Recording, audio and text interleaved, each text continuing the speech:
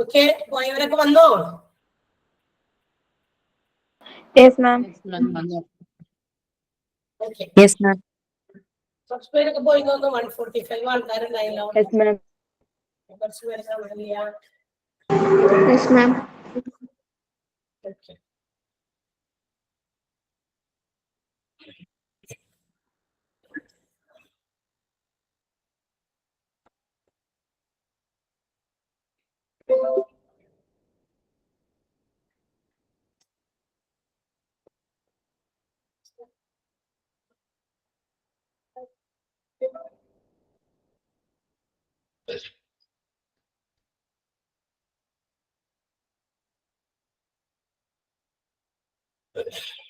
okay, so shall we continue our classes?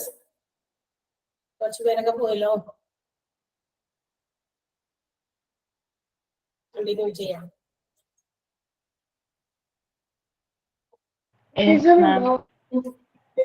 എന്താ എന്താ ചോദിച്ചേ?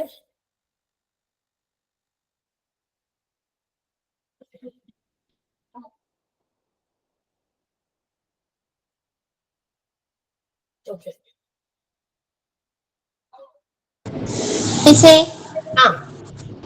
നമുക്ക് എക്സാമിന് 2 പേപ്പറാണോ ഉള്ളത്? ഇംഗ്ലീഷിന്റെയും നമ്മളിപ്പോ പഠിച്ചുകൊണ്ടിരിക്കുന്നതും? അല്ല, ഒരുമിച്ചാണ്. എക്സാം ഇടുമ്പോ ഒരുമിച്ചാണ്.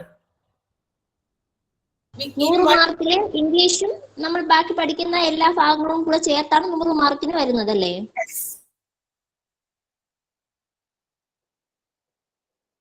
അങ്ങനെ തന്നെയാണ്. ഓക്കെ, അപ്പൊ നമുക്ക് അടുത്ത ടോപ്പിക്കിലേക്ക് പോകാം. അപ്പൊ ഫസ്റ്റ് പേജ് ആണ് നമ്മൾ ഇപ്പൊ ഇത്രയും 2 ദിവസം കൊണ്ട് നമ്മൾ പറഞ്ഞു തീർത്തത്. അപ്പൊ നമുക്ക് ഒരു അഡ്വാൻറ്റേജ് കിട്ടി. അടുത്ത ക്ലാസ് കൂടി കണ്ടിന്യൂ ചെയ്യുമ്പോൾ എനിക്ക് കുറച്ചങ്ങോട്ട് തീർക്കാലോ, അതാണ്. ഓക്കെ, അപ്പൊ നമ്മള് കഴിഞ്ഞ ക്ലാസ്സിൽ പറഞ്ഞു മെഡിക്കൽ ഡിപ്പാർട്ട്മെന്റ്, അതുപോലെ തന്നെ നമ്മുടെ ഹോസ്പിറ്റൽ ഡിപ്പാർട്ട്മെന്റ്സിന്റെ 3 ക്ലാസിഫിക്കേഷൻസ് ആണ് ഉള്ളത്. മെഡിക്കൽ ഡിപ്പാർട്ട്മെന്റ് എന്നും, അതുപോലെ തന്നെ സപ്പോർട്ടീവ് ഡിപ്പാർട്ട്മെന്റ്, അഡ്മിനിസ്ട്രേറ്റീവ് ഡിപ്പാർട്ട്മെന്റ്, ഇങ്ങനെ 3 ആയിട്ട് ക്ലാസിഫൈ ചെയ്തു നമ്മൾ പറഞ്ഞു. അപ്പൊ ഇനി നമുക്ക് ഇതിന്റെ കൂടുതൽ എക്സ്പ്ലനേഷൻസിലേക്ക് പോകാം. First classification of hospital department എന്നുള്ളതായിരുന്നു ഏത്? Medical department. അപ്പൊ ആ മെഡിക്കൽ ഡിപ്പാർട്ട്മെന്റിനെ കുറിച്ച് വീണ്ടും നമുക്ക് കുറച്ചുകൂടി ഡീറ്റെയിൽഡ് ആയിട്ട് പഠിക്കാം. ഞാൻ പറഞ്ഞിരുന്നു നേരത്തെ നമ്മൾ ഈ ഓരോ ഡിപ്പാർട്ട്മെന്റിനെ കുറിച്ച് ഡീറ്റെയിൽഡ് ആയിട്ട് വേറെയും പഠിക്കുന്നുണ്ടെന്ന്. അപ്പൊ അതനുസരിച്ച് medical department is classified. Medical department എന്ന് പറയുന്നത് നമ്മൾ പറഞ്ഞു OPD ആൻഡ് IPD എന്ന് പറയുന്ന out patient department, inpatient department, ഇങ്ങനെ 2 ആയിട്ട് ക്ലാസിഫൈ ചെയ്തിട്ടുണ്ടെന്ന് പറഞ്ഞു അല്ലെ, 2 ആയിട്ട് തരംതിരിച്ചിട്ടുണ്ട്. ഇനി what are the services provided by these 2 departments? Medical ഡിപ്പാർട്ട്മെന്റുകളിൽ നമ്മൾ ഇങ്ങനെ പറഞ്ഞ 2 ക്ലാസിഫിക്കേഷൻസ്, ഒന്ന് IPDയും OPDയും. ഇവര് നൽകുന്ന സേവനങ്ങൾ എന്തൊക്കെയാണ്? അതുകൊണ്ട് തന്നെ ആ ഒരു ഡിപ്പാർട്ട്മെന്റിന് അവര് നൽകുന്ന സർവീസസിന്റെ ബേസിസിൽ 2 ആയിട്ട് ഇങ്ങനെ ക്ലാസിഫൈ ചെയ്തിട്ടുണ്ട്. ഔട്ട് പേഷ്യന്റ് ഡിപ്പാർട്ട്മെന്റ് നൽകുന്ന ഔട്ട് പേഷ്യന്റ് സർവീസസും, ഇൻപേഷ്യന്റ് ഡിപ്പാർട്ട്മെന്റ് നൽകുന്ന ഇൻപേഷ്യന്റ് സർവീസും. ആ ഡിപ്പാർട്ട്മെന്റ് പ്രൊവൈഡ് ചെയ്യുന്ന സേവനം ആയതുകൊണ്ടാണ് അതിന് അങ്ങനെ പേര് കൊടുത്തത്. എന്ത്? Inpatient services and out patient services. അപ്പൊ മെഡിക്കൽ ഡിപ്പാർട്ട്മെന്റ് എന്ന് പറയുന്നത് 2 ആയിട്ട് ക്ലാസിഫൈ ചെയ്ത ഡിപ്പാർട്ട്മെന്റ് ആണെങ്കിലും അവർ പ്രൊവൈഡ് ചെയ്യുന്ന സേവനങ്ങളാണ് ഇനി നമ്മൾ പഠിക്കാൻ പോകുന്നത്. Okay, which are the services provided by each OP and IP. OPയിൽ നൽകുന്ന സേവനങ്ങൾ എന്തൊക്കെ, IPയിൽ നൽകുന്ന സേവനങ്ങൾ എന്തൊക്കെയാണെന്ന് നമുക്കൊന്ന് ജസ്റ്റ് ഒന്ന് അറിയാം. നോക്കാം. അപ്പൊ നോക്കാം, നിങ്ങളുടെ ടേബിളിൽ കാണിച്ചിരിക്കുന്നത് പോലെ medical department provides inpatient services as well as out patient services. So first one inpatient services ആണ്. ഇൻപേഷ്യന്റ് സേവനങ്ങൾ എന്തൊക്കെയാണ്? എന്തൊക്കെ, അതായത് അവിടെ കിടന്ന് ചികിത്സിക്കുന്ന ആളുകളെയാണോ നമ്മൾ ഇൻപേഷ്യന്റ് വിളിക്കുക? കൺസൾട്ടേഷന് വേണ്ടി വന്നു, ചിലപ്പോൾ നമ്മുടെ രോഗത്തിന്റെ ഗൗരവം അനുസരിച്ചാവാം, അല്ലെങ്കിൽ ചിലപ്പോൾ രോഗം എന്താണെന്ന് ഐഡന്റിഫൈ ചെയ്യാൻ പറ്റാത്ത കണ്ടീഷനിലാകാം, അല്ലെങ്കിൽ ഇടയ്ക്കിടയ്ക്ക് കുറച്ച് കൂടുതൽ ട്രീറ്റ്മെന്റും കെയറുകളൊക്കെ കൊടുക്കേണ്ട പേഷ്യന്റ് ആകാം. അങ്ങനെയുള്ള സാഹചര്യങ്ങളിൽ such patients will be admitted according to the suggestion of the doctor. ഡോക്ടറുടെ സജഷൻ പ്രകാരം ചിലപ്പോൾ ചില പേഷ്യൻസിനെ കിടത്താറുണ്ട്, ഇൻപേഷ്യൻസ് ആക്കാറുണ്ട്, അഡ്മിറ്റ് ചെയ്യാറുണ്ട്. അവരെയാണ് നമ്മൾ ഇൻപേഷ്യൻസ് എന്ന് വിളിക്കാം. അത്തരം ഇൻപേഷ്യൻസ് ഹോസ്പിറ്റലിൽ കിടക്കുമ്പോൾ what all services have to be provided to them? അവർക്ക് എന്തൊക്കെ തരത്തിലുള്ള സേവനങ്ങൾ പ്രൊവൈഡ് ചെയ്യപ്പെടണം ഒരു ഹോസ്പിറ്റലില്. പ്രധാനമായിട്ടും അവർക്ക് നൽകുന്ന സേവനങ്ങളിൽ പെടുന്നതാണ് patient rooms, patient wards, intensive care units, operation theaters, labor rooms and maternity wards. അപ്പൊ 4 പ്രധാനപ്പെട്ട ഇമ്പോർട്ടന്റ് ആയിട്ടുള്ള ഇൻപേഷ്യന്റ് സേവനങ്ങളാണ് നമ്മൾ ഈ പറഞ്ഞത്. Patient room, patient wards, intensive care unit, operation theaters, labor rooms and maternity wards. So let's see which are എന്തൊക്കെയാണ് ഇത് ഓരോന്നും കൊടുക്കുന്നതിന്. എന്താണ് പേഷ്യന്റ് റൂം എന്ന് പറഞ്ഞാൽ? എന്താ? പേഷ്യൻസിനെ അഡ്മിറ്റ് ചെയ്യുന്ന സമയത്ത് ദ ഡോക്ടേഴ്സ് ഓർ ദ എന്താ പറയാ റെസ്പെക്റ്റീവ് ആയിട്ടുള്ള ജോലിക്കാര് they have to know whether the rooms are available. ഇവരൊക്കെ തറയുള്ള റൂം ഉണ്ടോ എന്നൊക്കെ എൻഷുർ ചെയ്യണം. ഉണ്ടെന്ന് നോക്കിയിട്ട് മാത്രം ഇൻപേഷ്യന്റ് ആക്കാം. അല്ല റൂമില്ല, അപ്പൊ അവരോട് അത് പറയണം റൂംസ് അവൈലബിൾ. ചില ആളുകൾ സ്പെസിഫൈ ചെയ്ത് ഡിമാൻഡ് ചെയ്യും എന്ത് they have to be provided rooms എന്ന്. അവർക്ക് റൂം വേണമെന്ന് പറയും. അത് അവർക്ക് അവരുടേതായ പ്രൈവസി ആവശ്യമുണ്ടെങ്കിൽ അവർക്ക് റൂം വേണം എന്ന് പറയും പേഷ്യൻസ്. അപ്പൊ അതുണ്ടോ? ഉണ്ടെങ്കിൽ അത് കൃത്യമായിട്ട് പറയുക. ഇല്ലാന്നുണ്ടെങ്കിൽ റൂംസ് ഈസ് നോട്ട് അവൈലബിൾ എന്ന് പറയുക. അപ്പൊ റൂമുകൾ അല്ലെങ്കിൽ എന്താ പറയാ അഡ്മിറ്റ് ചെയ്തതിന് ശേഷം എന്താ പറയാ റൂമില്ല എന്നൊന്നും അവർ പറഞ്ഞില്ല. അഡ്മിറ്റ് ചെയ്തതിന് ശേഷം അവർ റൂം ചോദിച്ചു കഴിയുമ്പോൾ ഇവിടെ റൂമില്ല. അപ്പൊ അത് നേരത്തെ തന്നെ അവരോട് പറയണം. എന്താ പേഷ്യൻസിനോടോ അവരുടെ ബൈസ്റ്റാൻഡേഴ്സിനോടോ അത് കൃത്യമായിട്ട് അവരെ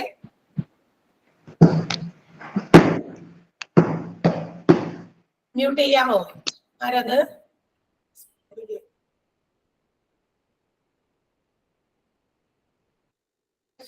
ഓക്കെ. അപ്പൊ പേഷ്യൻസിനോട് അത് കൃത്യമായിട്ട് ഇൻഫോം ചെയ്തിരിക്കണം. റൂംസ് ഇല്ല, അവൈലബിൾ അല്ല. റൂംസ് ഉണ്ട്, ഉണ്ടെങ്കിൽ ഉണ്ടെന്ന് പറയാം, ഇല്ലെങ്കിൽ ഇല്ലെന്ന് പറയാം. അപ്പൊ അതനുസരിച്ച് അവർക്ക് അവരുടെ ബാക്കി കാര്യങ്ങൾ പ്രൊസീഡ് ചെയ്യാൻ പറ്റും. ഇപ്പൊ റൂംസ് ഇല്ല, അതുകൊണ്ട് അയ്യോ ഞങ്ങൾക്ക് അഡ്മിറ്റ് ചെയ്യാൻ പറ്റില്ല, ഞങ്ങൾക്ക് ഇങ്ങനെ പേഴ്സണലി ഞങ്ങൾക്ക് ആവശ്യമുണ്ട് റൂമില്ല, ഞങ്ങൾക്ക് ഇവിടെ പറ്റുള്ളൂ എന്ന് അല്ലെങ്കിൽ ഇതേ കിട്ടുള്ളൂ എന്ന് നിങ്ങൾ ഹോസ്പിറ്റൽ ആളുകൾ പറഞ്ഞിട്ട് കാര്യമില്ല. ചിലപ്പോൾ അവര് ഡിമാൻഡ് ചെയ്യും ഞങ്ങൾക്ക് റൂംസ് തന്നെ വേണമെന്ന്. അപ്പൊ അത് അവരെ ഇൻഫോം ചെയ്തേക്കുക. റൂംസ് ഉണ്ടെങ്കിൽ റൂംസ് ഉണ്ട് കൊടുത്തേക്കാം. ഇല്ലാന്നുണ്ടെങ്കിൽ നേരത്തെ അവരെ ഇൻഫോം ചെയ്യാം പേഴ്സണൽ ആയിട്ടുള്ള റൂംസ് അവൈലബിൾ അല്ല, വാർഡ്സിൽ അഡ്മിറ്റ് ചെയ്യേണ്ടി വരും എന്നുള്ള കാര്യം ഒന്ന് സൂചിപ്പിച്ചേക്കാം. ഒന്ന് സൂചിപ്പിച്ചു കഴിഞ്ഞാൽ അവർക്ക് അതിനനുസരിച്ചുള്ള മറുപടി അവർ തരും. പേഷ്യൻസിന്റെ ഭാഗത്തുനിന്നോ അല്ലെങ്കിൽ ബൈസ്റ്റാൻഡേഴ്സോ ഒക്കെ തരും. അപ്പൊ റൂംസ് ഷുഡ് ബി അവൈലബിൾ. പേഷ്യൻസിനെ അഡ്മിറ്റ് ചെയ്യുന്നുണ്ടെങ്കിൽ റൂം അവൈലബിൾ ആകണം. എല്ലാവർക്കും റൂം വേണമെന്നല്ല കേട്ടാ.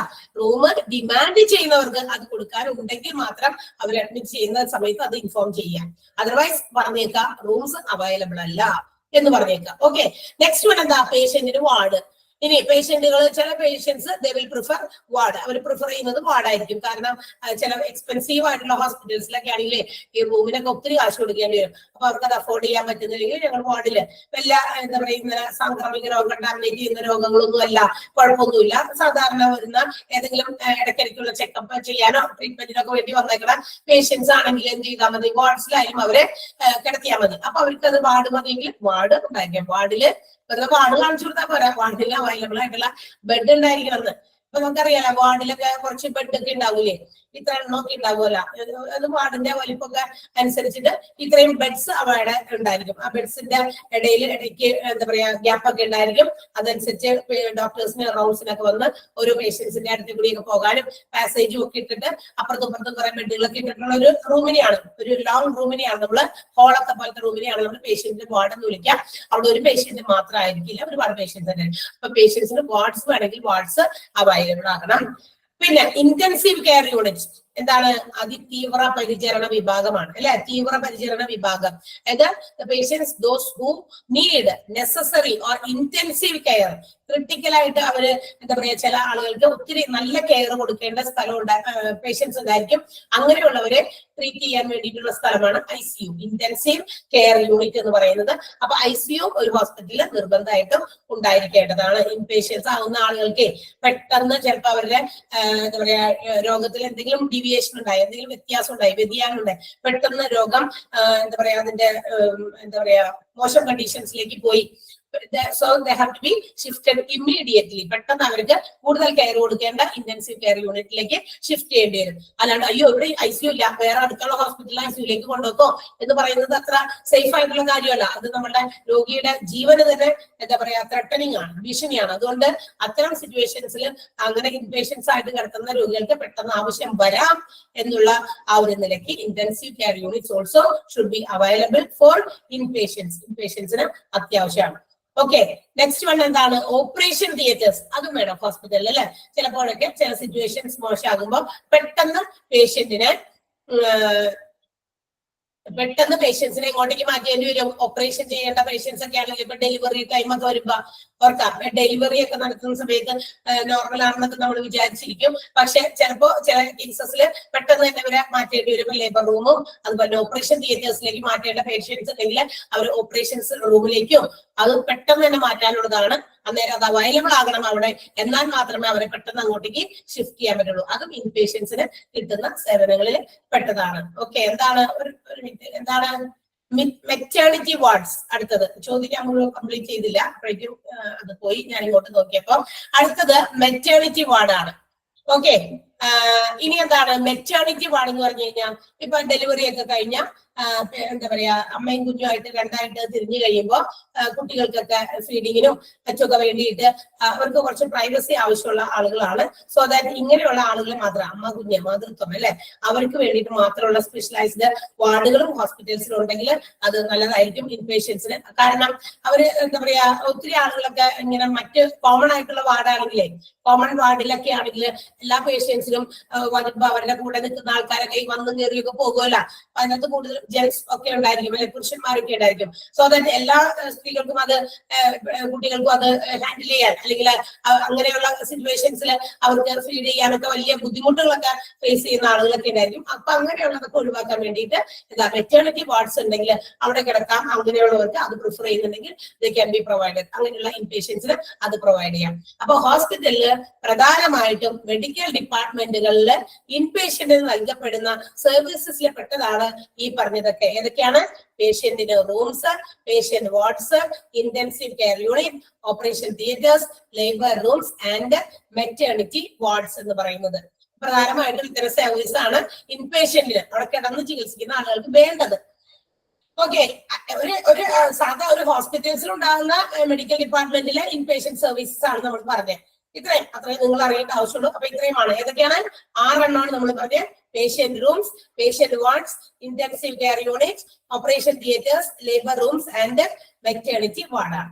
അപ്പൊ ഇൻപേഷ്യൻസിന് ഇത്രയും സർവീസസ് പ്രൊവൈഡ് ചെയ്യുന്നുണ്ടെങ്കിൽ what are the services provided to out patients? അങ്ങനെയാണെങ്കിൽ ഔട്ട് പേഷ്യൻസിന് എന്തൊക്കെ എന്താ പറയാ മൊത്തം ഓക്കെ വാർഡ് എന്ന് പറയുമ്പോൾ പേഷ്യൻസിന് കിടക്കാനുള്ള സ്ഥലമാണ്. അത് ഏത് ആയിക്കോട്ടെ, പേ വാർഡ് ആയിക്കോട്ടെ അല്ലെങ്കിൽ മറ്റു മെഡിക്കൽ വാർഡ് ആയിക്കോട്ടെ, ഏതായാലും വാർഡ് എന്ന് പറയുമ്പോൾ മോർ ദാൻ എന്താ പറയാ 1 ബെഡ് അവൈലബിൾ. 1 ബെഡ് എന്ന് പറയുമ്പോൾ നിങ്ങൾ വിചാരിക്കും ഇപ്പൊ റൂമിലാണെങ്കിൽ 2 ബെഡ് ഉണ്ടല്ലോ എന്ന്. അത് ബൈ സ്റ്റാൻഡർക്ക് വെറുതെ കിടക്കാൻ വേണ്ടിയിട്ട് വരുന്ന ബെഡാണ്. അല്ലാതെ പേഷ്യൻസിന് അവൈലബിൾ ആകുന്ന റൂമുകളിൽ എന്താ പറയാ കൂടുതൽ ബെഡുകൾ ഉണ്ടെങ്കിൽ അതൊക്കെ വാർഡിൽ പെടും. അത് പേ വാർഡാണോ മെഡിക്കൽ വാർഡാണോ എന്തായാലും വാർഡ്സ് എന്ന് പറയുമ്പോൾ കോമൺ ആയിട്ട് അത് തന്നെയാണ്. വാർഡെന്ന് മാത്രം നമ്മൾ കേട്ടിരുന്നാൽ മതി. ആ വാർഡിനെ തന്നെ വീണ്ടും ഡിവൈഡ് ചെയ്തിട്ടില്ല. നമ്മുടെ പഠനയോഗ്യമായ കാര്യത്തിന് അത് ഡിവൈഡ് ചെയ്തിട്ടില്ല. പേഷ്യന്റിന് വാർഡ്സ് വേണമെങ്കിൽ അവർ ഡിമാൻഡ് ചെയ്യുന്ന രീതിയിലുള്ള വാർഡുകൾ പ്രൊവൈഡ് ചെയ്യണം. അത് ഇവരുടെ ഇൻപേഷ്യന്റ് സർവീസിന്റെ ഭാഗമാണ്. ഓക്കെ, സോ അതുപോലെ തന്നെ ഇൻപേഷ്യൻസിന് പ്രൊവൈഡ് ചെയ്യുന്ന സർവീസസ് പോലെ ഔട്ട് പേഷ്യൻസും വരുന്നവർക്കും എന്ത് ചെയ്യണം? ചില സേവനങ്ങൾ ലഭ്യമാക്കേണ്ടതുണ്ട്.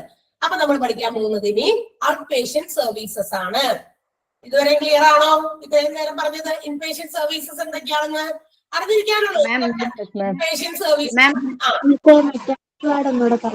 ഏതാ? Maternity ward. മെറ്റേണിറ്റി വാർഡ് എന്ന് പറഞ്ഞു കഴിഞ്ഞാൽ അതായത് നമ്മൾ ഡെലിവറി ഒക്കെ കഴിഞ്ഞ് നമ്മളെ ഡെലിവറി കഴിഞ്ഞല്ലോ, കൊച്ചിനെ കൊണ്ട് വീട്ടിലേക്ക് ഓടിക്കോന്ന് പറയുമോ നമ്മളോട്? ഇല്ലല്ലോ. നമ്മളെന്ത് ചെയ്യും? ഒരു 1-2 ദിവസം അവിടെ സ്പെൻഡ് ചെയ്യേണ്ടി വരും.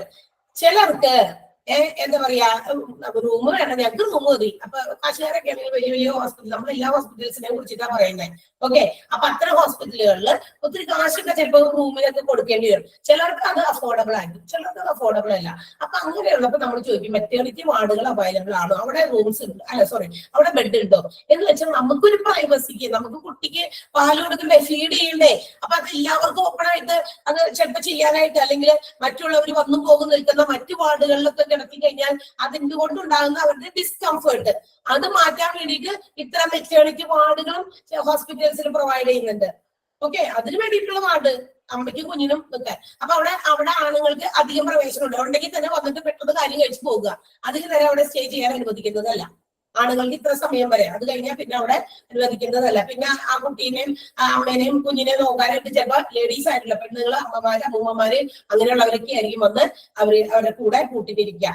കാരണം ഇങ്ങനെയുള്ള മെറ്റേണിറ്റി വാർഡ്സിൽ എല്ലാം അമ്മയും കുഞ്ഞൊക്കെ തന്നെയായിരിക്കും. അപ്പൊ അവർക്ക് കൊച്ചുങ്ങൾക്ക് ഫീഡ് ചെയ്യാനൊക്കെ, കുട്ടികളൊക്കെ ചെറിയ പെൺകുട്ടികളൊക്കെ ആണെങ്കിൽ അവർക്ക് ഇച്ചിരി എന്താ പറയാ ഡിസ്കംഫർട്ട് ഫീൽ ചെയ്യും. അപ്പൊ അതൊക്കെ ഇല്ലാതാക്കാൻ വേണ്ടിയിട്ടുള്ള വാർഡ് അത് തന്നെ. ക്ലിയർ? മനസ്സിലായോ? മനസ്സിലായില്ല? മനസ്സിലായോ? മനസ്സിലായി. Okay, Yes, ma'am. പറയോ? അടുത്തത് അപ്പൊ ഔട്ട് പേഷ്യന്റ് സർവീസസ് എന്തൊക്കെയാണെന്ന് നമുക്ക് നോക്കാം. ഇവിടെ കുറച്ച് ഔട്ട് പേഷ്യന്റ് സർവീസസിന്റെ ലിസ്റ്റ് തന്നിട്ടുണ്ട്. ബിയോണ്ട് ദാറ്റ് അത് കൂടാതെയും കുറച്ച് വേറെയും നമ്മളുടെ താഴേക്കുള്ള നോട്ടിൽ എക്സ്പ്ലനേഷൻസ് വന്നിട്ടുണ്ട് കേട്ടോ. അപ്പൊ നിങ്ങൾ ഇനി നേരത്തെ കയറി പറയണ്ട, ഇത്രയും മാത്രമുള്ള ഒരു ഹോസ്പിറ്റലിലെ ഔട്ട് പേഷ്യന്റ് സേവനങ്ങള് അതല്ല, ഇതിൽ പലമുണ്ട്. ഇതിൽ കൂടാതെയും ഉള്ളതുണ്ട്. നമ്മൾ കോമൺ ആയിട്ട് വരുന്ന ഒരു ഹോസ്പിറ്റലിൽ വരുന്ന ചില ഡിപ്പാർട്ട്മെന്റുകൾ മാത്രമാണ് ഇവിടെ ഔട്ട് പേഷ്യന്റ് സർവീസസ് എന്ന് പറയുന്ന അതിന്റെ കീഴിൽ കൊടുത്തേക്കണേ. അത് കൂടാത്തതും വേറെ നമ്മുടെ നോട്ടിൽ താഴേക്ക് ഉണ്ടെന്ന് ഇവിടെ ഉണ്ട്. നിങ്ങൾ ഇനി വിഷമിക്കണ്ട, അയ്യോ ഇത് മാത്രമല്ലല്ലോ, ഇനിയും ഉണ്ടല്ലോ വേറെ ഡിപ്പാർട്ട്മെന്റുകളൊക്കെ ഉണ്ടല്ലോ എന്ന് നിങ്ങൾ വിചാരിക്കും. അതിൽ പെടാത്തത്, ആ ബോക്സിനകത്ത് പെടാത്തത് വേറെ താഴെ എക്സ്പ്ലനേഷൻസിലുണ്ട്.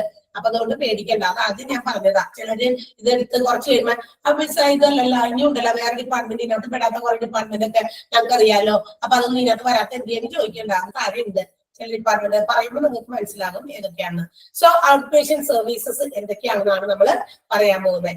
The services which is provided by the medical department to out patients. Out പേഷ്യൻസിന് പ്രൊവൈഡ് ചെയ്യുന്ന സേവനങ്ങളിൽ പ്രധാനമായിട്ടും casualty, cardiology, dermatology, ENT, geriatrics, gastroenterology, general surgery, haematology, obstetrics, paediatrics, neurology, oncology, ophthalmology. ഇത്രയും ഡിപ്പാർട്ട്മെന്റുകളാണ് നമുക്ക് ഇവിടെ ഈ സാധ്യത തന്നിട്ടുള്ളൂ. പക്ഷെ വേറെ ഉണ്ട്, അതിന്റെ താഴേക്ക് ഉണ്ട്. അത് നമുക്ക് അന്നേരം പറയുമ്പോ പറയാം. ഓക്കെ, സോ അന്നെല്ലാവരും ഒന്ന് മനസ്സിൽ വായിച്ചു നോക്കിയേ എന്തൊക്കെയാണെന്ന് ആ സ്ക്രീനിൽ കിടക്കുന്നത്. എല്ലാവരും ഒന്ന് ജസ്റ്റ് ഒന്ന് വായിച്ചു നോക്കുക എന്തൊക്കെയാണെന്ന്. വായിക്കാൻ പറ്റുണ്ടോ നോക്ക്.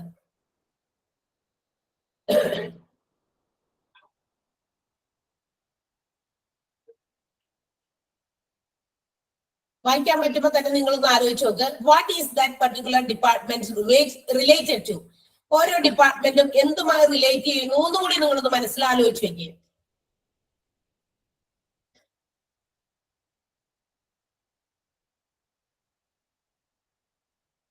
Casualty, cardiology, dermatology, ENT, ear, nose, throat, geriatrics, gastroenterology, general surgery, hematology, obstetrics, pediatrics, neurology, oncology and ophthalmology. Okay, ഇതൊക്കെയാണ് അവിടെ കിടക്കുന്നത്. ഇത് റിലേറ്റ് ചെയ്യുന്നത് എന്ത് ഡിപ്പാർട്ട്മെന്റ് അല്ലെ, ഈ ഓരോ ഡിപ്പാർട്ട്മെന്റും എന്തുമായി റിലേറ്റ് ചെയ്യുന്നു, അല്ലെങ്കിൽ ഏത് ബ്രാഞ്ച് ഓഫ് മെഡിസിനുമായി റിലേറ്റ് ചെയ്യുന്നു, ഏത് രോഗവുമായി റിലേറ്റ് ചെയ്യുന്നു എന്ന് നമുക്ക് കണക്ട് ചെയ്യാൻ പറ്റുന്നുണ്ടോ എന്നുകൂടി നിങ്ങൾ ആലോചിക്കുക. എത്ര എണ്ണം നിങ്ങൾക്ക് കണക്ട് ചെയ്യാൻ കിട്ടിയെന്ന് കൂടി ഒന്ന് ആലോചിക്കുക. എത്ര ഡിപ്പാർട്ട്മെന്റ് എനിക്ക് ഇത് ഇന്നതുമായി റിലേറ്റ് ചെയ്തിരിക്കുന്ന ഡിപ്പാർട്ട്മെന്റ് ആണെന്ന് മനസ്സിലായി, ഇന്നത് എനിക്ക് ഒട്ടും തന്നെ ക്ലിയർ ആയില്ല, എന്തെങ്കിലും ഒന്ന് ജസ്റ്റ് ഒന്ന് ഓർത്ത് വയ്ക്കാൻ വേണ്ടി പറയാൻ പറഞ്ഞതാ.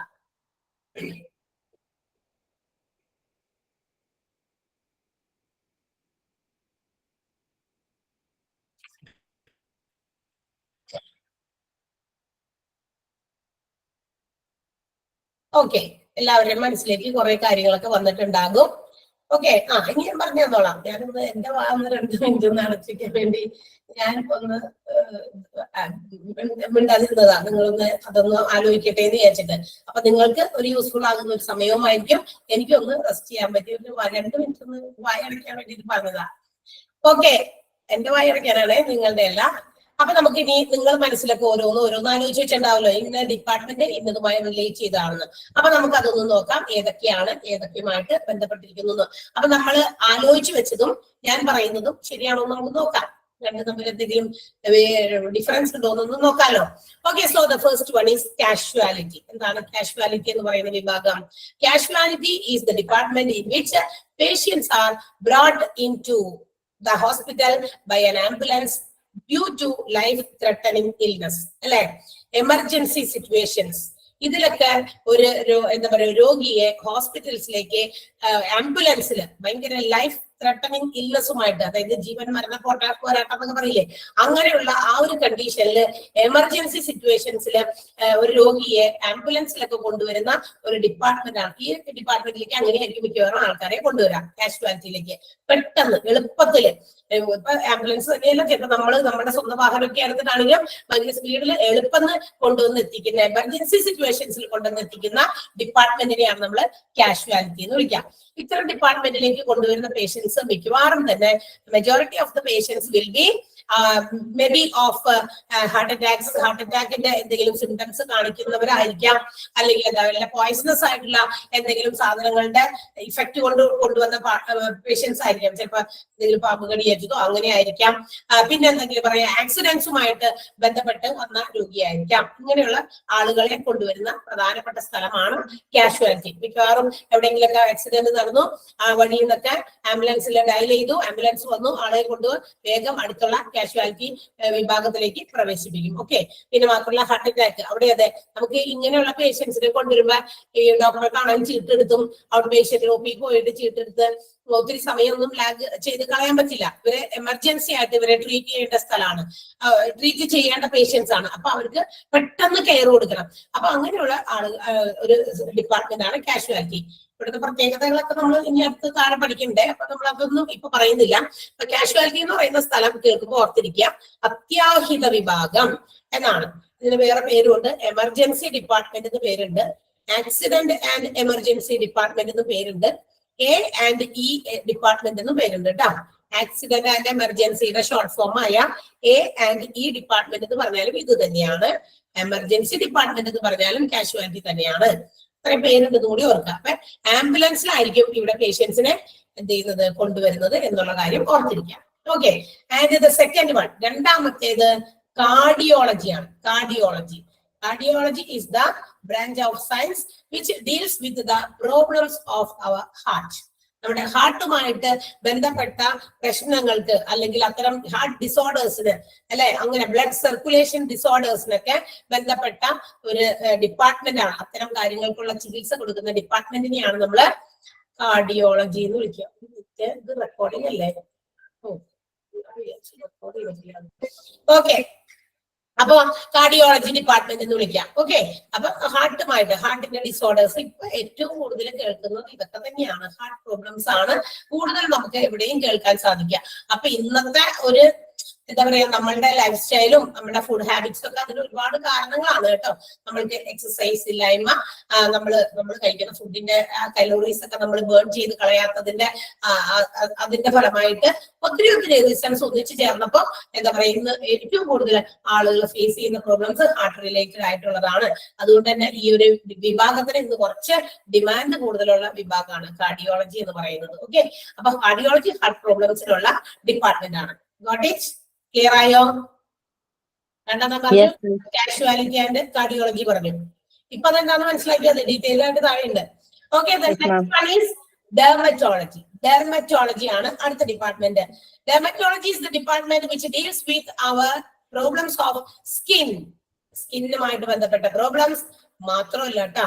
പണ്ടൊക്കെ നമ്മൾ ഡെർമറ്റോളജി എന്ന് പറയുമ്പോൾ കേൾക്കുമ്പോ നമുക്ക് ചൊറിച്ചില്, മാന്തല്, പൊട്ടല് അങ്ങനെയൊക്കെ ഉള്ള പ്രോബ്ലംസ് മാത്രം, സ്കിന്നിന്റെ പുറത്തുണ്ടാകുന്ന എന്ത് അസുഖങ്ങൾക്കുമാണ് ഈ ഡെർമറ്റോളജിയിലേക്ക് നമ്മൾ പോകുക. പക്ഷെ ഇന്ന് a wide range of treatment is provided in this dermatology department. ഒരുപാട് റേഞ്ച് ഓഫ് പ്രോബ്ലംസ് ചികിത്സ ചെയ്യുന്ന ഒരു ഡിപ്പാർട്ട്മെന്റ് ആണ് ഇന്ന് ഡെർമറ്റോളജി. ദാറ്റ് മീൻസ് സ്കിൻ മാത്രമല്ല, ഹെയർ പ്രോബ്ലംസ്, നമ്മുടെ മുടിയുമായി ബന്ധപ്പെട്ട പ്രശ്നങ്ങള്, പിന്നെ എന്താ പറയാ നമ്മളുടെ കോസ്മെറ്റിക് പ്രോബ്ലംസ്. ഇന്ന് അഡ്വാൻസ്ഡ് ആയിട്ടുള്ള കുറെ ട്രീറ്റ്മെന്റുകൾ നമ്മുടെ കോസ്മെറ്റിക് പ്രോബ്ലംസിന് കൂടി അവർ കൊടുക്കുന്നുണ്ട്. കോസ്മെറ്റിക് എന്ന് പറയുമ്പോൾ എന്താ, ഈ നമ്മൾ പലതരത്തിലുള്ള കോസ്മെറ്റിക് പ്രോഡക്റ്റുകളൊക്കെ ഉപയോഗിക്കുന്നതിന്റെ ഫലമായിട്ട് ഫേസിൽ ഉണ്ടാകുന്ന ചില പ്രശ്നങ്ങളൊക്കെ ഉണ്ടാവും ചിലർക്ക്.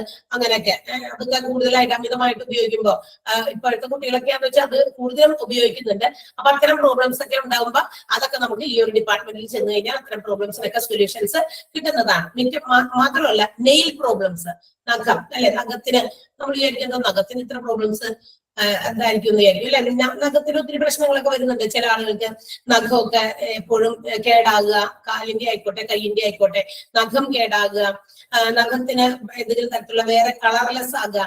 ഈ ഒരു ലൈറ്റ് പിങ്കിഷ് കളറാണ് ശരിക്കും പറഞ്ഞാൽ നമ്മുടെ നഖത്തിനുള്ളത്. ചിലരുടേത് ഭയങ്കര വൈറ്റ്നസ് കാണിക്കും, ചിലർ ഭയങ്കര എന്താ പറയാ ഒരു മോശം കളർ കാണിക്കും.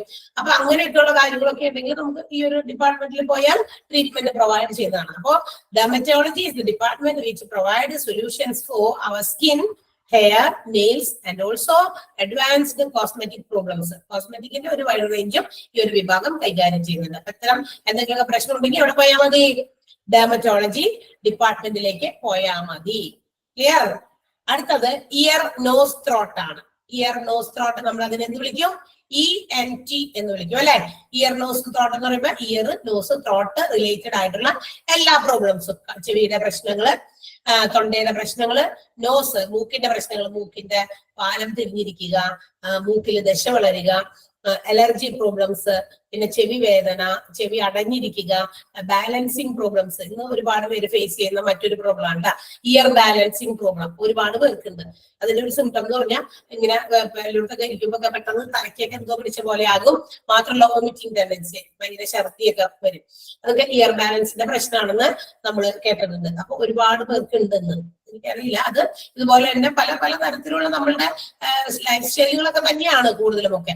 അപ്പൊ അത്തരം എല്ലാ പ്രോബ്ലംസിനുള്ള സൊല്യൂഷൻസ് ENT വിഭാഗത്തിലാണ്. ഇയർ നോസ് ത്രോട്ട് റിലേറ്റഡ് ആയിട്ടുള്ള പ്രോബ്ലംസ് ആണ്. മാത്രമല്ല കേട്ടോ, ഇതിനകത്തും ഒരുപാട് റേഞ്ച് ഓഫ് ട്രീറ്റ്മെന്റുകൾ പ്രൊവൈഡ് ചെയ്യുന്നുണ്ട്. ഇന്ന് നമ്മുടെ നെക്കിൽ ഉണ്ടാകുന്ന ചിലതരം ക്യാൻസേഴ്സ് പറയുക അടിയിലുണ്ട്. അപ്പൊ നെക്കിലുണ്ടാകുന്ന, തൊണ്ടയിലുണ്ടാകുന്ന ക്യാൻസറുകൾ, പിന്നെ നമ്മുടെ നോസിലുണ്ടാകുന്ന നേസൽ പാത്വേ ഉണ്ട്. നമ്മുടെ നേസൽ പാത്വേ എന്ന് പറയുമ്പോൾ നമ്മുടെ നമ്മളിങ്ങനെ ഇൻഹെയിൽ ചെയ്യുമ്പോൾ നമ്മുടെ ആ ഒരു വായു എയർ പാസ് ചെയ്ത് പോകുന്ന ഒരു പാസേജ് വേ ഒക്കെ ഉണ്ട്. അവിടെയൊക്കെ എന്തെങ്കിലുമൊക്കെ പ്രശ്നങ്ങൾ ഉണ്ടെങ്കിലും, അത് മാത്രമല്ല നമ്മുടെ ക്യാവിറ്റി, നമ്മുടെ പല്ലുകൾക്കൊക്കെ ഉണ്ടാകുന്ന പോടുകൾ, ഇതൊക്കെ വരെ ഇന്ന് ട്രീറ്റ് ചെയ്യുന്ന ഒരു ഡിപ്പാർട്ട്മെന്റ് ആണ്. ഒത്തിരി പ്രശ്നങ്ങൾക്ക് ഒരു പരിഹാരം ENT-യിലുണ്ട്. നമ്മൾ പറയുമ്പോ അത് മനസ്സിലാക്കിയാൽ മതി. ഇപ്പൊ ജസ്റ്റ് ഒന്ന് അറിഞ്ഞിരിക്കുക. അപ്പൊ നിങ്ങൾ വിചാരിച്ച പോലെ തന്നെയാണോ ഈ ഓരോ ഡിപ്പാർട്ട്മെന്റിനും കൂടി നിങ്ങളൊന്ന് വിലയിരുത്തുക കേട്ടാ. Next one is geriatrics. Geriatrics ആണ് അടുത്ത വിഭാഗം.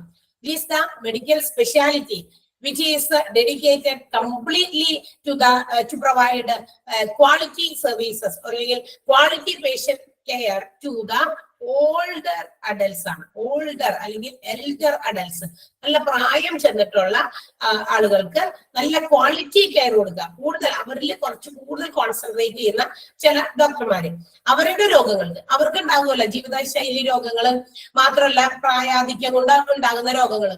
ഒരു പരിധി വരെ അതിനൊന്നും മാറ്റാനൊന്നും പറ്റില്ല.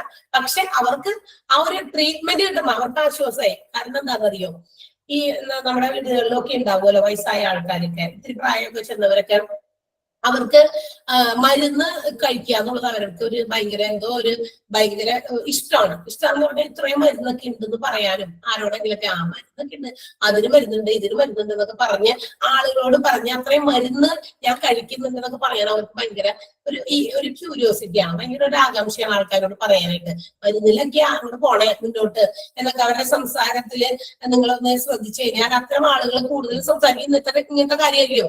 അങ്ങനെയുള്ള രണ്ടാളുകൾ തമ്മിലൊന്ന് മീറ്റ് ചെയ്യുമ്പോ അവർ കമ്മ്യൂണിക്കേറ്റ് ചെയ്യുന്നത് ഇങ്ങനത്തെ കാര്യമൊക്കെയാണ്. അല്ലെങ്കിൽ വേറെ കാര്യങ്ങളൊന്നും ആയിരിക്കില്ല. മരുന്നുണ്ട്, അതിന് മരുന്നുണ്ട്, ഷുഗർ ഉണ്ട്, അതിനൊക്കെ പ്രഷർ ഉണ്ട്, അതിനൊക്കെ എനിക്കുണ്ട്, ഞാൻ അതിന് മരുന്ന് കഴിക്കേണ്ടത്, ഒരു ദിവസത്തിൽ എനിക്ക് 10 ഗുളിക കഴിക്കണം എന്നൊക്കെ പറയാനൊക്കെ അവർക്ക് ഭയങ്കര ആകാംക്ഷയാണ്. ഇനി ഇവർക്കുടെ പ്രത്യേകത എന്ന് പറഞ്ഞാൽ ഇവർക്ക് നമുക്കറിയാലോ ഒരു പ്രായമൊക്കെ ചെന്ന് കഴിയുമ്പോൾ നമുക്ക് ഓരോ രോഗങ്ങൾ നമ്മെ ബാധിക്കും.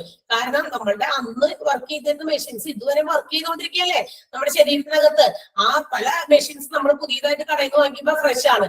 കുറെ ഉപയോഗിച്ച് കഴിയുമ്പോൾ എന്താവും, നമ്മുടെ വീട്ടിൽ എന്തോരം മെഷീൻസ് നമ്മൾ ഉപയോഗിക്കുന്നത്, അത് പാസേജ് ഓഫ് ടൈമില് ഇതിനൊക്കെ കംപ്ലൈന്റുകൾ റിപ്പയറിംഗ് ആവശ്യം വരും. അപ്പൊ നമ്മളൊക്കെ ഈ റിപ്പയർമെന്റുകൾ ഇടയ്ക്കിടയ്ക്ക് നടത്തുന്നത് ആശുപത്രിയിൽ പോയിട്ടേ, ഹോസ്പിറ്റലിൽ പോയിട്ട് പല റിപ്പയർമെന്റുകൾ നടത്തും. കാലുവേദന, മുട്ടുവേദന, മുട്ട് വളയ്ക്കാൻ പറ്റുന്നില്ല, മുട്ടിന് തേയ്മാനം അല്ലെ, അങ്ങനെയൊക്കെ പറഞ്ഞിട്ടൊക്കെ പല കംപ്ലൈന്റ് ആയിട്ട് അതിങ്ങനെ പോകെ കൂടിയേ വരുള്ളൂ. കാരണം നമ്മളുടെ ആ മെഷീൻസ് ഒക്കെ അതിന്റെ പ്രവർത്തനം നിലയ്ക്കാറായ മട്ടിലേക്കായി. അപ്പൊ അതനുസരിച്ച് ഈ മെഷീൻസിന്റെ പല പാർട്സും കംപ്ലൈന്റ് ആയി തുടങ്ങും. അതിന്റെ ഫലമാണ് ഈ രോഗങ്ങളൊക്കെ നമ്മെ ഡിസ്റ്റർബ് ചെയ്യുന്നത്. അപ്പൊ ഇവർക്ക് ഇങ്ങനെ ഒരു ഫീലിംഗ് ഉണ്ടായാൽ മതി. ഇവരെ നമ്മൾ ഹോസ്പിറ്റലിലൊക്കെ കൊണ്ടുപോയി ഡോക്ടറെയൊക്കെ കാണിച്ച് കുറച്ച് മരുന്നൊക്കെ വാങ്ങിച്ചു കൊടുക്കും. അവിടെ എത്തിക്കഴിഞ്ഞാൽ അവർ സംതൃപ്തരാണ്. ബിക്കോസ് അവർക്ക് നമ്മൾ അവർക്ക് ഒരു കെയർ കൊടുക്കുന്നുണ്ട്, അവരെ കെയർ ചെയ്യുന്നുണ്ട്, ഹോസ്പിറ്റലൊക്കെ ആവശ്യമുള്ളപ്പോ കൊണ്ടുപോകുന്നുണ്ട് എന്നൊക്കെ കിട്ടി കഴിയുമ്പോൾ തന്നെ അവരുടെ പകുതി അസുഖങ്ങൾ കുറയും. അത് കഴിച്ച് രോഗം പൂർണ്ണമായും ഭേദമാക്കാനൊന്നും പറ്റില്ല, പക്ഷെങ്കിലും ചില രോഗങ്ങൾ അവരെ അങ്ങനെ തന്നെ ഉണ്ടാകും. പക്ഷെ അവർക്ക് അതിനൊരു ഒരു സമാധാനം ഇതിൽ നിന്ന് കിട്ടും. ആ ഒരു കമ്മ്യൂണിക്കേഷനിലൂടെ രോഗത്തെ മാറ്റാൻ വേണ്ടി നമ്മൾ കൊണ്ടുപോകുന്നതും അതൊക്കെ അവർക്ക് ഒരു എന്താ പറയാ അവരുടെ ഒരു മെന്റൽ ഒരു ഹാപ്പിനെസ് കൊടുക്കും. അതുകൊണ്ട് തന്നെ പകുതി രോഗത്തെ ഇല്ലാതാക്കാൻ പറ്റും. അപ്പൊ അങ്ങനെയുള്ള വിഭാഗക്കാരെ മാത്രം അവർക്ക് ക്വാളിറ്റി ആയിട്ടുള്ള സർവീസ് അല്ലെങ്കിൽ പേഷ്യന്റ് കെയർ കൊടുക്കാൻ വേണ്ടിയിട്ടുള്ള അത്തരം ഭാഗക്കാരെ മാത്രം ട്രീറ്റ് ചെയ്യുന്ന ഒരു വിഭാഗമാണ് ജെറിയാട്രിക്സ്. ഓൾഡർ അഡൽസിന് വേണ്ടി മാത്രം. പ്രായം ചെന്ന പ്രായപൂർത്തിയായവർ എന്നാണ് പറയുന്നത്. പ്രായം ചെന്ന പ്രായപൂർത്തിയായവർക്കുള്ള ഒരു ഡിപ്പാർട്ട്മെന്റ്. ഓൾഡ് ഏജ് കൊണ്ടുണ്ടാകുന്ന പല അസുഖങ്ങൾക്കും സൊല്യൂഷൻസ് കൊടുക്കുന്ന ഒരു department. Okay, and the next one gastroenterology ആണ്. ഗ്യാസ്ട്രോ എൻട്രോളജി എന്ന് പറയുമ്പോൾ it is the department which deals with the diseases of our stomach and intestines. നമ്മുടെ വയറ് സംബന്ധമായ ഉദര രോഗങ്ങൾ, ഉദരത്തിനകത്തുള്ള ഇൻറ്റസ്റ്റൈൻസ് ഇല്ലേ, large intestine and small intestine, വൻകുടലും ചെറുകുടലും ഒക്കെ ആയിട്ട് ബന്ധപ്പെട്ട പല അസ്വസ്ഥതകളും അസുഖങ്ങളൊക്കെ ഉണ്ടാവുമല്ലോ. അപ്പൊ അത്തരം കാര്യങ്ങൾക്കുള്ള ട്രീറ്റ്മെന്റ് കിട്ടുന്ന സ്ഥലമാണ് ഗ്യാസ്ട്രോ എൻട്രോളജി. ക്ലിയർ ആണോ? ക്ലിയർ ആണോ? മാം ഒന്നുകൂടെ പറയൂ മാം. ഏതാ? ഗ്യാസ്ട്രോഎൻട്രോളജി ആണോ? ആണോ? Yes ma'am. അതെ അതെ. എന്ന് പറയുന്നത് വയസ്സായ ആളുകൾക്ക് മാത്രമുള്ള വയസ്സാളുകളുടെ മാത്രമുള്ള ട്രീറ്റ്മെന്റ്, പ്രായം ചെന്ന ആളുകൾക്ക് അതെ അതെ അവർക്ക് വേണ്ടി അവരുടെ പേഷ്യന്റ് കെയറിന് കൂടുതൽ കോൺസെൻട്രേഷൻ കൊടുത്തിട്ടുള്ള ഡിപ്പാർട്ട്മെന്റ് ആണ് ജെറിയാട്രിക്സ്. പ്രായം ചെന്നവരുടെ അത്രേ ഉള്ളൂ. ഇനി പറയണോ? ക്ലിയർ ആയോ? ക്ലിയർ ആയോ? ഓക്കെ. ഗ്യാസ്ട്രോ വയറ് സംബന്ധമായിട്ടുള്ളതല്ലേ? ഗ്യാസ്ട്രോഎൻട്രോളജി എന്ന് പറയുമ്പോ ഉദര രോഗങ്ങൾ, സ്റ്റൊമക് പ്രോബ്ലംസ്, നമ്മുടെ intestine, small intestine, large intestine, വൻകുടലും ചെറുകുടലും വയറിനകത്തുള്ള പ്രശ്നങ്ങൾ, അത്രയും ഉദര സംബന്ധമായിട്ടുള്ള പ്രശ്നങ്ങൾക്ക് എന്താ പറയാ ചികിത്സ കൊടുക്കുന്ന, കെയർ കൊടുക്കുന്ന ഡിപ്പാർട്ട്മെന്റ് ആണ് ഗ്യാസ്ട്രോ എൻട്രോളജി. ക്ലിയർ ആയോ? നമ്മളിപ്പോ പറഞ്ഞത് ഔട്ട് പേഷ്യന്റ് സർവീസസിനകത്ത് കാഷ്വാലിറ്റി പറഞ്ഞു, കാർഡിയോളജി പറഞ്ഞു, ഡെർമറ്റോളജി പറഞ്ഞു, ENT പറഞ്ഞു, ജെറിയാട്രിക്സ് പറഞ്ഞു, ഗ്യാസ്ട്രോ എൻട്രോളജി. 6 പറഞ്ഞു. 6 ക്ലിയർ ആയോ? ഓക്കെ മിസ്, ക്ലിയർ ആയി. ക്ലിയർ ആണല്ലോ? നമുക്ക് 13 ഉണ്ട്. അതിൽ ഞാനിപ്പോ 6 പറഞ്ഞത്. ഇനി ബാക്കി 7 ഉണ്ട്. സോ അതായത് അതിന് മുമ്പ് നമ്മൾ അടുത്തതിലേക്ക് പോകുന്നതിന് മുമ്പ് കുറച്ച് നോട്ട് ഉണ്ടായിരുന്നു. വേറെ എഴുതിക്കോ. നാളെ വരുമ്പോ അടുത്ത ദിവസം വരുമ്പോ ചോദിക്കുമ്പോ പറയണോ അല്ലെ? വേഗം ചാടി പറയണേ. ഓക്കെ, ഫസ്റ്റ് വൺ എഴുതാം. മെഡിക്കൽ ഡിപ്പാർട്ട്മെന്റ് എന്ന് മെയിൻ ഹെഡിങ് കൊടുക്കാം. എന്നിട്ട് അതിന്റെ താഴെ ഔട്ട് പേഷ്യന്റ് സർവീസസ് കൊടുക്കാം. മെഡിക്കൽ ഡിപ്പാർട്ട്മെന്റില് ഔട്ട് പേഷ്യന്റ് സർവീസസ് മാത്രം എഴുതിയാൽ മതി. മറ്റേതൊന്നുമില്ല, ആ പേരറിയാൻ വേണ്ടി മാത്രം. ഇൻപേഷ്യന്റിന് എന്തൊക്കെ സേവനം കൊടുക്കുന്നുണ്ട്? പേഷ്യന്റിന് room, patient ward, intensive care unit, operation theatre, labour room, maternity ward. ഇതൊക്കെയാണ് ഇൻപേഷ്യന്റ് കിടന്ന് ചികിത്സിക്കുന്നവർക്ക് അത്യാവശ്യം വേണ്ടത്. എല്ലാവർക്കും ഇതെല്ലാം വേണമെന്നല്ല കേട്ടാ. വരുന്ന പേഷ്യൻസ് എന്തുമായി ബന്ധപ്പെട്ടതാണോ അതിനനുസരിച്ച് അവർക്ക് ഈ പറയുന്ന സേവനങ്ങൾ ഒരു ഹോസ്പിറ്റലിൽ നിന്ന് ലഭ്യമാക്കണം. That's all. അടുത്ത നമ്മൾ എഴുതേണ്ടത് ഇതാണ്. മെഡിക്കൽ ഡിപ്പാർട്ട്മെന്റ് എഴുതാം. അതിന്റെ താഴെ ഔട്ട് പേഷ്യന്റ് സർവീസസ് എഴുതാം. വീണ്ടും അതിന്റെ താഴെ ഏത് നമ്പർ ഇട്ട് കാഷ്വാലിറ്റി എന്ന് എഴുതാം.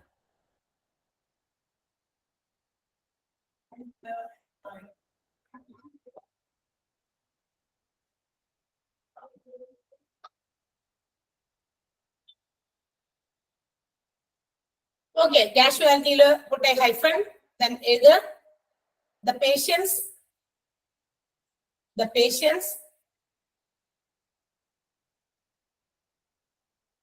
are brought in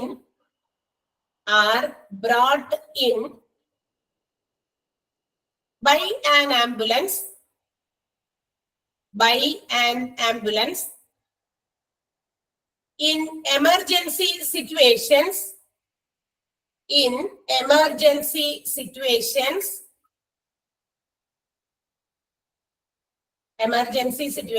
such as emergency situations such as accident, comma, heart attack,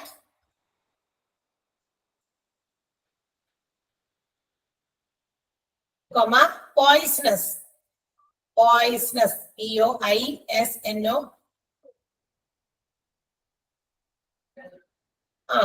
എപ്പോഴെങ്കിലും എഴുതിയാൽ മതി. പക്ഷെ അത് നിങ്ങൾ അപ്പൊ ഈ ക്ലാസ്സിൽ നിങ്ങൾക്ക് ആരോടെങ്കിലും ചോദിച്ചിട്ട് ആ നോട്ടൊന്ന് സെൻഡ് ചെയ്ത് തരാൻ പറയാം. നിങ്ങളുടെ ഗ്രൂപ്പിലോ എന്തെങ്കിലും ചെയ്തിട്ട് എഴുതിയെടുത്താൽ മതി, കുഴപ്പമില്ല, എഴുതിയെടുക്കുക. കാരണം അല്ലെങ്കിൽ നമ്മൾ അതുമായിട്ടൊക്കെ റിലേറ്റ് ചെയ്ത് ക്വസ്റ്റ്യൻസ് ഒക്കെ ഇടും. അപ്പൊ നിങ്ങൾ നേരം അയ്യോ അത് നോട്ടിലില്ലല്ലോ, ഈ തന്നേക്കണ പ്രിന്റ് നോട്ടിലില്ലല്ലോ എന്ന് പറയരുത്. എക്സ്ട്രാ നോട്ട് തരുന്നത് യു ഹാവ് ടു സ്റ്റഡി, നിങ്ങൾ പഠിക്കണം, നിർബന്ധമാണ്. Okay, next one cardiology. അടുത്ത എഴുതാം cardiology, CARDIOLOGY, cardiology. Hyphen ഇട്ടിട്ട് എഴുതാം. The department which handles HANDLES, which handles the diseases of heart. Diseases of heart, HEART, heart.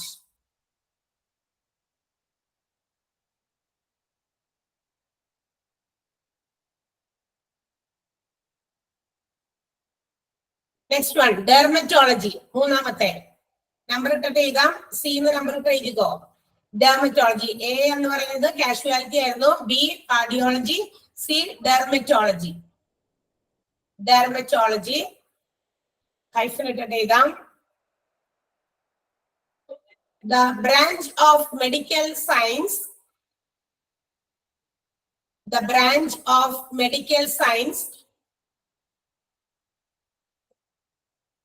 dealing with skin, branch of medical science dealing with skin, comma, hair, HAIR, hair, comma, nails, NAILS, nails, and cosmetic problems, cosmetic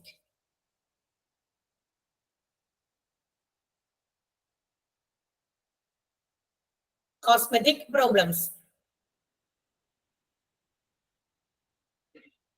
Okay, next one. I think നിങ്ങൾക്ക് എല്ലാവർക്കും എഴുതാൻ പറ്റുന്നുണ്ടെന്നാണ് തോന്നണേ. Disturbance ഒന്നും ഇല്ലല്ലോ? ഇല്ല മാം. Okay. Next one, ear, nose, throat. Ear, nose, throat. ENT. Hyphenated data. The department that handles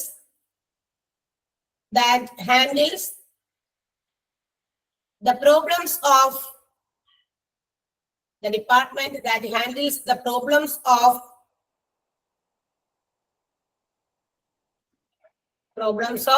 ear, nose, and throat. Problems of ear, nose, and throat.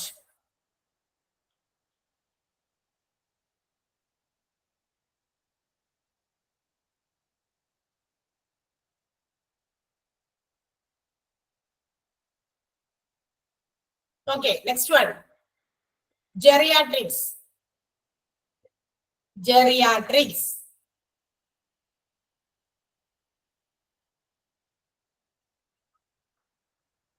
Hyphenated data. It is the medical specialty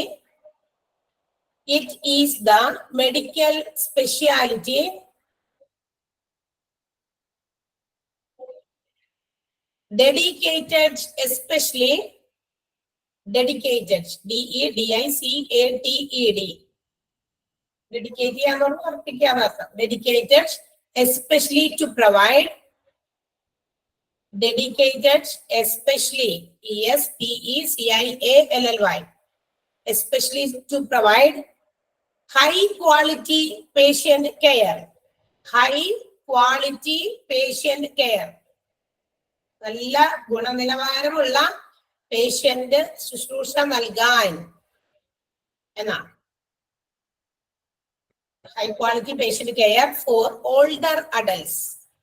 four older, OLDER, older adult, അഡൽറ്റിന്റെ കൂടെ ഒരു S ചേർക്കാം, adults.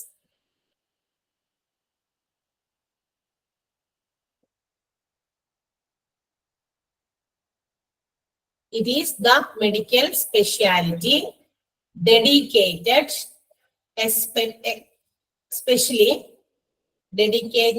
especially to provide high quality patient care for older adults.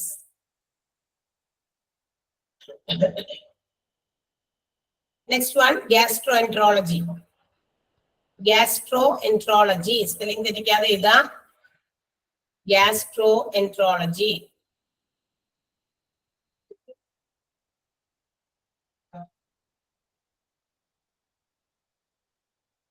Yes, underline ചെയ്യാം. Sorry, hyphen ഇടാം, എഴുതാം. The branch of medical science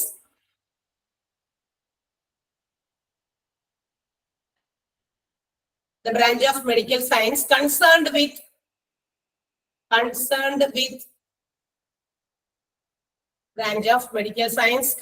with diseases of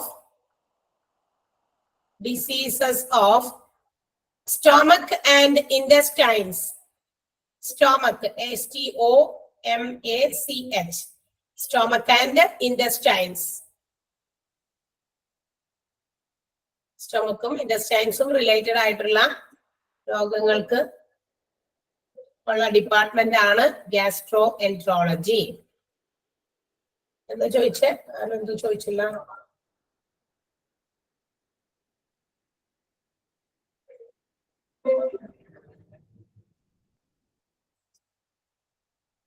okay, എഴുതി കഴിഞ്ഞല്ലോ not?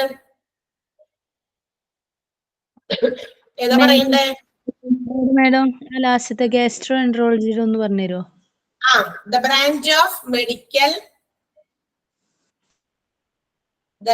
branch of medical science concerned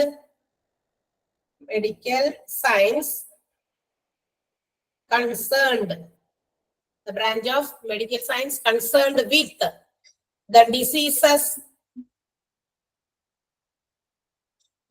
the diseases of stomach and intestines.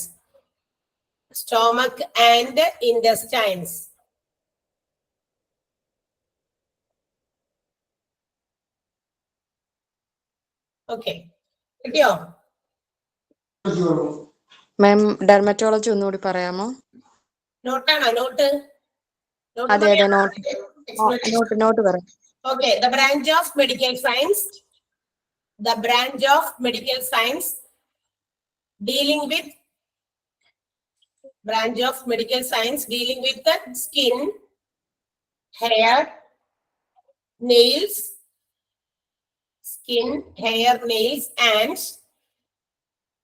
and cosmetic problems.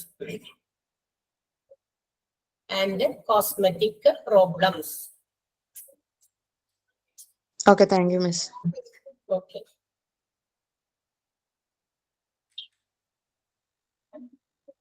ഏതെങ്കിലും വേണോ? വേണ്ടല്ലോ. കാഷ്വാലിറ്റിയുടെ ഒന്ന് പറയാമോ? ഏതാണ്? കാഷ്വാലിറ്റി ഇടയ്ക്ക് നെറ്റ് ഒന്ന് കട്ടായി പോയായിരുന്നു, ഇപ്പൊ കിട്ടിയില്ല. Where the patients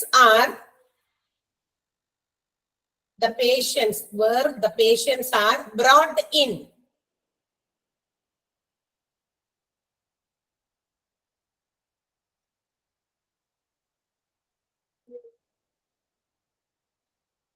Patients are brought in by an ambulance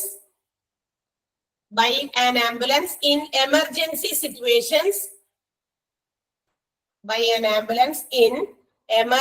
situations.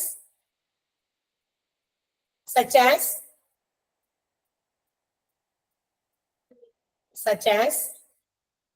heart attack, poisonous poisonous സിറ്റുവേഷൻസിൽ ആക്സിഡൻസ്, അത്രേ ഉള്ളൂ. ആക്സിഡന്റ്, ഹാർട്ട് അറ്റാക്ക്, അതുപോലെ പോയിസണസ് ആയിട്ടുള്ള സിറ്റുവേഷൻസിലൊക്കെ പെട്ടെന്ന് പേഷ്യൻസിനെ ആംബുലൻസിൽ കൊണ്ടുവരുന്ന ഒരു ഡിപ്പാർട്ട്മെന്റ്, അതിനെയാണ് നമ്മൾ കാഷ്വാലിറ്റി എന്ന് വിളിക്കുക. ഓക്കെ ഓക്കെ, ഇതുവരെയുള്ളതാണ് ഇന്ന് നമ്മൾ എന്താ പറയാ ഗ്യാസ്ട്രോ എൻട്രോളജി വരെയാണ് പഠിച്ചത്. അതുവരെയൊക്കെ അടുത്ത ദിവസത്തേക്ക് വായിച്ച് മനസ്സിലാക്കിയൊക്കെ വരിക. എടുത്ത ഭാഗമൊക്കെ എന്തൊക്കെയാണെന്നൊന്ന് ആലോചിച്ച് നോക്കുക. എന്നിട്ട് ഇന്നിപ്പോ ചോദിച്ചപ്പോ എല്ലാവരും ഉത്തരം പറഞ്ഞില്ലേ? ഒരാളെ വിളിച്ച ഒരാൾ മാത്രം റെസ്പോണ്ട് ചെയ്യാതിരുന്നുള്ളൂ, അവിടെ ഇല്ലാതിട്ടാണോന്ന് അറിയില്ല. ഓക്കെ, ബാക്കി അതുപോലെ നിങ്ങൾ വേഗം വേഗം ആൻസർ പറയാൻ വേണ്ടിയിട്ടേ അപ്പൊ നിങ്ങളൊന്ന് വായിച്ച് മനസ്സിലാക്കിയിരിക്കുക. അതുപോലെ ഇന്ന് സൂചിപ്പിച്ചതുപോലെ എന്താ പറയാ അതുപോലെയുള്ള എന്തെങ്കിലും നിങ്ങൾ ആൻസർ ചെയ്യുമ്പോൾ മോക്ക് ടെസ്റ്റ് ആൻസർ ചെയ്യുമ്പോൾ അതുപോലെ എന്തെങ്കിലും മിസ്റ്റേക്ക് ഉണ്ടെങ്കിൽ അത് ടീച്ചേഴ്സിനോട് ഒന്ന് എന്താ പറയാ ഇൻഫോം ചെയ്യാനായിട്ട് ശ്രദ്ധിക്കുക കേട്ടാ. അത് ചിലപ്പോ അങ്ങനെ വന്ന മിസ്റ്റേക്ക് ആയിരിക്കുള്ളൂ. അതുകൊണ്ടാണ് ഇട്ടപ്പോ വന്ന ഇട്ട സ്ഥലം അവര് ടിക്ക് ചെയ്തപ്പോ അവര് മനസ്സിലാക്കിയെടുത്തത് ചിലപ്പോ തെറ്റായ രീതിയിലായിരിക്കും, അതുകൊണ്ടായിരിക്കും അങ്ങനെ വന്നത്. അതപ്പോ തന്നെ ആരോഗ്യം വിളിച്ച് ഇതുപോലെ പറഞ്ഞിരുന്നു. അപ്പൊ തന്നെ അവിടെ കറക്റ്റ് ചെയ്തിട്ടുണ്ട്. അപ്പൊ ഞാൻ ഏത് ക്ലാസ് ആണ്, ആരാണ്, എന്താണെന്ന് എനിക്കറിയില്ലല്ലോ. എന്നോട് ചോദിച്ചു, ഞാൻ പറഞ്ഞു ഞാൻ ഓൾ ദ 3 ആണ് മാർക്ക് ചെയ്തിരിക്കുന്നത്, അതാണ് ഞാൻ കൊടുത്തേക്കുന്നത്. അപ്പൊ ഞാൻ എന്റെ ബുക്ക് വന്ന് നോക്കിയപ്പോ സെയിം തന്നെയാണ്, എന്റെ കറക്ഷൻ അല്ല, അത് ഞാൻ ശരിയായി തന്നെയാണ് എഴുതിയേക്കുന്നത്. അപ്പൊ അത് ഏത് ക്ലാസ്സുകാരെ അത്തരം ഒരു എന്താ പറയാ ഒരു ഇത് കംപ്ലൈന്റ് ഉന്നയിച്ചതെന്ന് അറിയില്ലാത്തതുകൊണ്ട് നമുക്ക് പറയാൻ പറ്റില്ലല്ലോ ഏതാണ്. ഇപ്പൊ നിങ്ങൾ അവിടെ ചോദിച്ചത് കൊണ്ട് ഈ ക്ലാസ്സിൽ നിന്നും ആ ഒരു ഇത് പറഞ്ഞു എന്ന് മനസ്സിലായി. അപ്പൊ അതുപോലെ ഉണ്ടെങ്കിൽ ചോദിക്കാം. എല്ലാവരും പെർഫെക്റ്റ് അല്ല. വീണ്ടും ഞാൻ പറയുകയാണ്, എന്തെങ്കിലുമൊക്കെ അങ്ങനെയുള്ള മിസ്റ്റേക്ക് ഉണ്ടെങ്കിൽ നിങ്ങൾ ഞങ്ങളെ നോട്ടീസ് ചെയ്യിപ്പിച്ചാലാണ് നമുക്കത് മനസ്സിലാക്കാം. ഓക്കെ, അപ്പൊ ഓക്കെ, ബി ഹാപ്പി ഓൾവേസ്. അപ്പൊ നമുക്ക് അടുത്ത ദിവസം കാണാം. അപ്പൊ അറിയില്ലേ ഇന്ന് കുറെ പഠിച്ചില്ലേ? ഓക്കെ, അപ്പൊ let's sleep. അടുത്ത ദിവസം കാണാം. Bye bye.